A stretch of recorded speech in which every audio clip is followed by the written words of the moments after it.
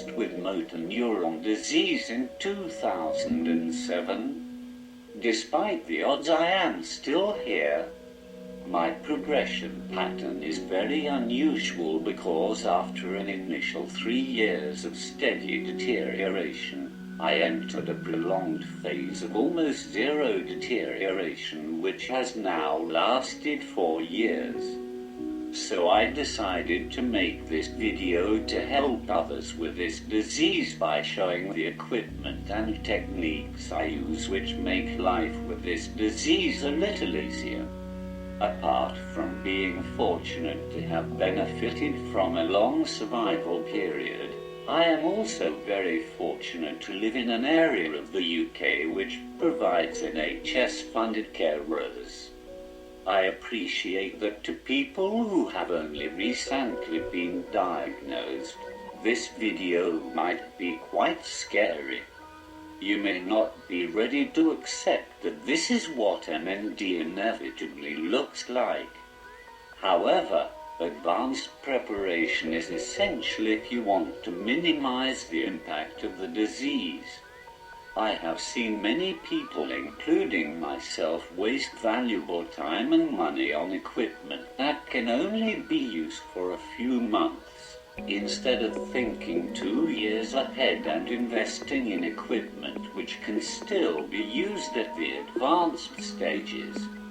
So the topics I am going to cover are hoisting equipment, beds, wheelchairs, toilets, cars, communication devices, through-floor lifts, peg feeding system, plus lots of little things which help every day. At the end of the video I will give you a link to my blog, where you can download the narrative in a PDF format and get links to all the companies who have helped supply everything. There is plenty of professional advice on offer from occupational therapists, wheelchair services and nutrition specialists, and they do have worthwhile advice. However, the advice they often give is driven as much by the desire to cover their own backs as it is getting you the easiest solution. Hoisting options are a case in point.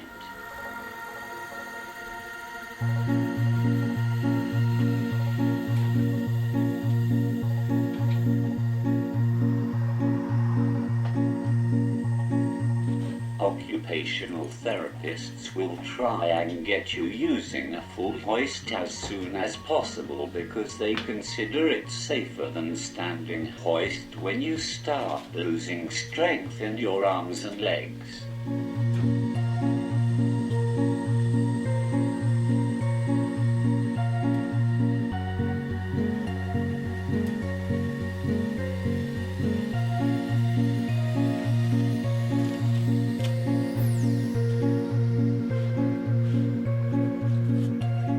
Hoisting has 2 disadvantages for you.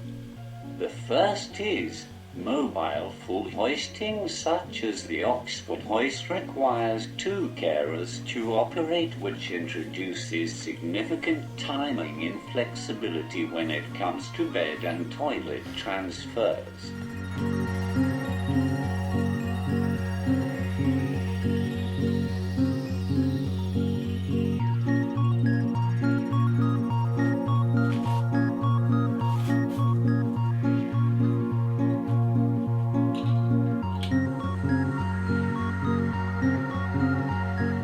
The second disadvantage is if you're using a ceiling hoist, you can't be hoisted anywhere other than the room it's fitted in, meaning you will have to start using a commode for toileting.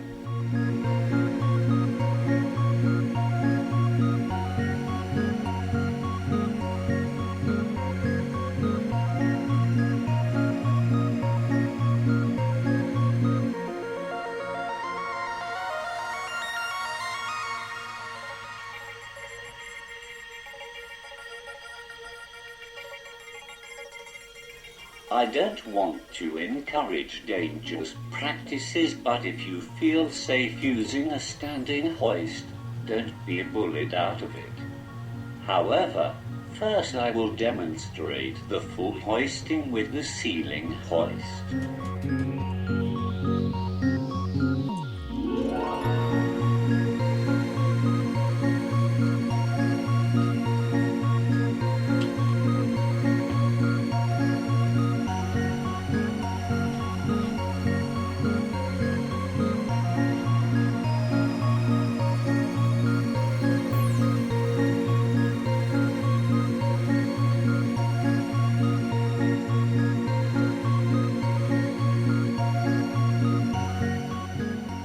Again, I'm using my own choice of sling rather than the recommended one, as this gets me in a better position in the wheelchair.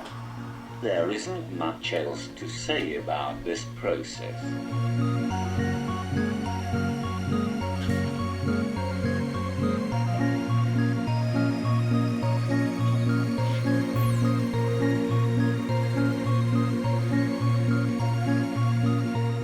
Next, we will look at peg feeding. I know many people worry about getting a peg. I hope this allays those fears, because in practice it's a doddle. I will show you the daily cleaning routine, the medication administration, and feed pump connection. I had the peg fitted almost 5 years ago. It was fitted as a precautionary measure and it wasn't used for a year.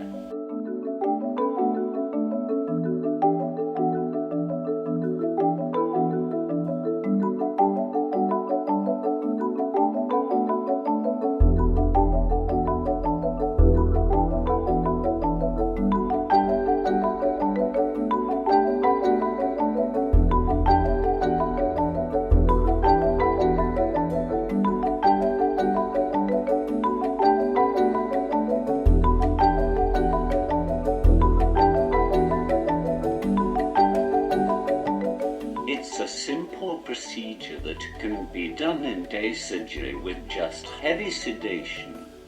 An overnight stay is advisable, although I have heard of some hospitals insisting on 3 nights.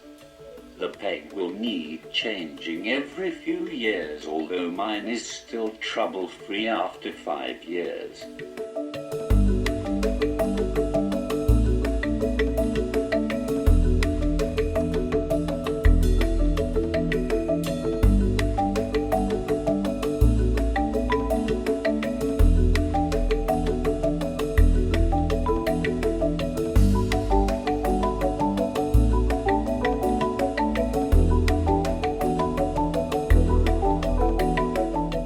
I would highly recommend getting a peg fitted the moment you start getting bulbar symptoms. It can initially be used for just top-up feeds or fluids to supplement your eating before moving on to exclusively peg feeding.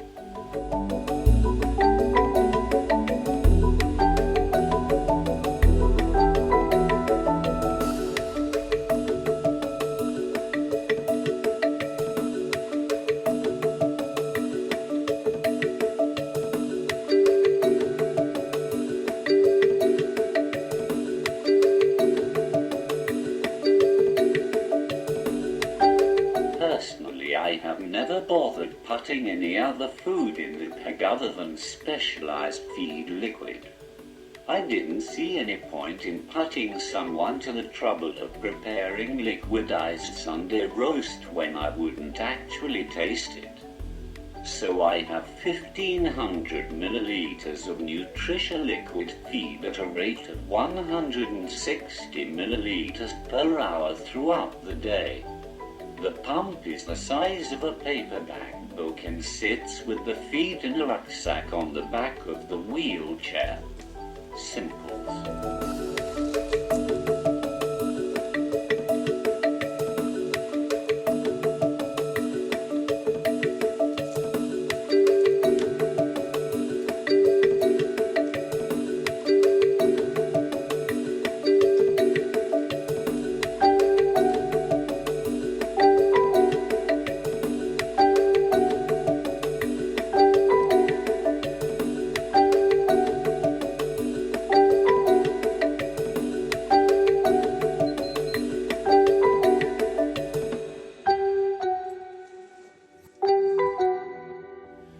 some point a wheelchair is inevitable.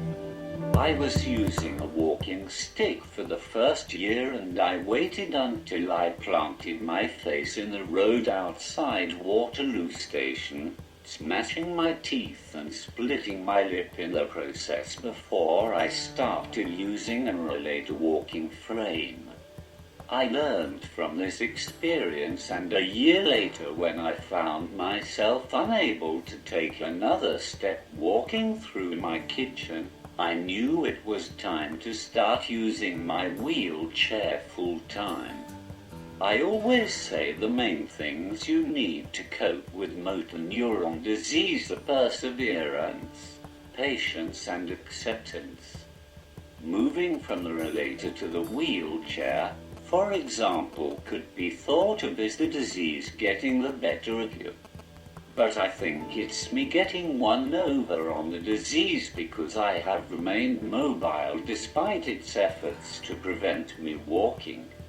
So, wheelchairs then. Your local wheelchair services should provide you with an electric wheelchair. However, the models they sometimes offer aren't great. Rear or front wheel drive models are difficult to maneuver in tight spaces because the drive wheels also steer the wheelchair, so these models have very poor turning circles and require almost twice their length to turn 360 degrees. Mid-wheel drive models can turn on the spot. Battery capacity is also important because you might want to power other devices from the wheelchair, such as communication devices. I use an Invacare TDX SP and I am very happy with it. I was able to drive a wheelchair myself until 18 months ago. However, I prolonged my independence by a year by making a simple modification to the joystick. On some models of joystick, it's possible to cut a couple of coils from the spring of the joystick. This can significantly reduce the force required to push it. It's important not to weaken it to the point where the joystick can't center itself automatically. I also devised a strap made from double-sided Velcro which helps pull the joystick back if your grip is weak. I also got a power supply made which takes power from the wheelchair and presents it as a car cigar lighter socket, which can power many devices, including any USB chargeable device using a low-cost adapter. Finally, I use a micro-bead neck pillow as it can be shaped to accommodate different sitting positions while giving lateral support to my neck. It is important that any wheelchair can be fitted with attendant controls to allow someone else to drive you. A carer will find it difficult using the regular controls, and it's virtually impossible when going through doorways or other narrow spaces. The wheelchair controller should also be able to accept switches or body buttons.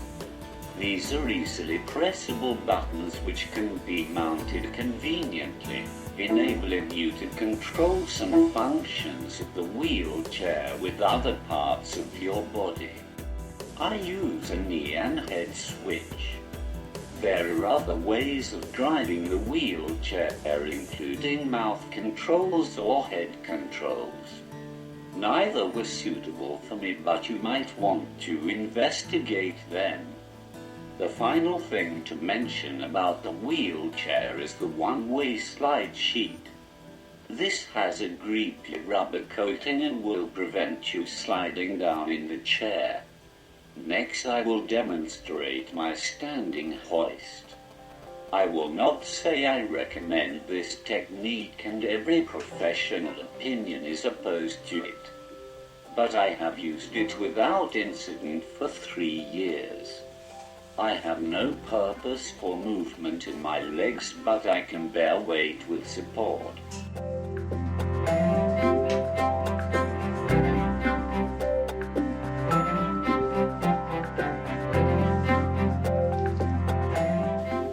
use a grip spray every month or so to refresh the sling's grip.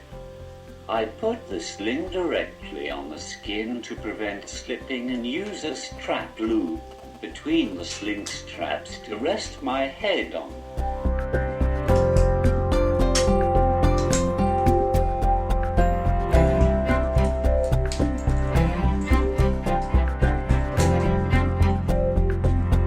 I appreciate this technique won't be suitable for everyone, but I find it very comfortable and secure.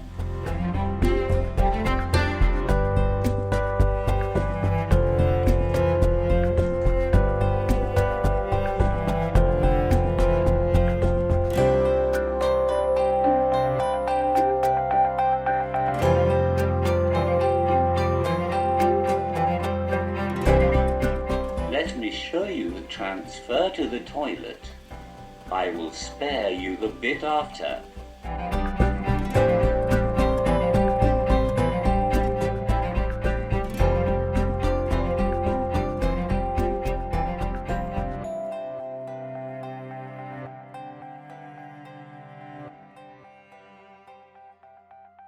As of April 2014, NHS England have funds set aside to supply specialist communication devices, including eye gaze computers. You need your speech and language therapist to apply to your local specialist equipment center to start an assessment process. For myself, my eye gaze computer goes far beyond a communications device. It allows me to do 99% of what anyone could do with a computer. So I use the internet for shopping, banking, researching, everything anybody else uses it for. I communicate with texting, Skype and email. I watch films, play music, and can even control the other household computers in my role as IT support manager. In fact, other than where physical tasks are required, I am almost 100% self-sufficient. And that benefits everyone, including me. In addition, the eye gaze system has environmental control capabilities. It has a programmable infrared controller which can learn most remote control codes by pointing the required remote control handset at it and pressing the required buttons. My system also has radio frequency remote control which enables me to turn power sockets on and off, allowing me to control lights or a heater, etc. The system's batteries last around 6 hours, however most of the time I use power from the wheelchair. The system works well outside, although it struggles in direct sunshine. The whole system is controlled using the Grid 2 software package, which is an amazing application. As disability increases, modifications may need to be made to your home. Most people either adapt their ground floor to accommodate sleeping, toilet and shower facilities. The other option is installing a through-floor lift. Although these cost between £6,000 and £9,000, it could be cheaper than making modifications to your house.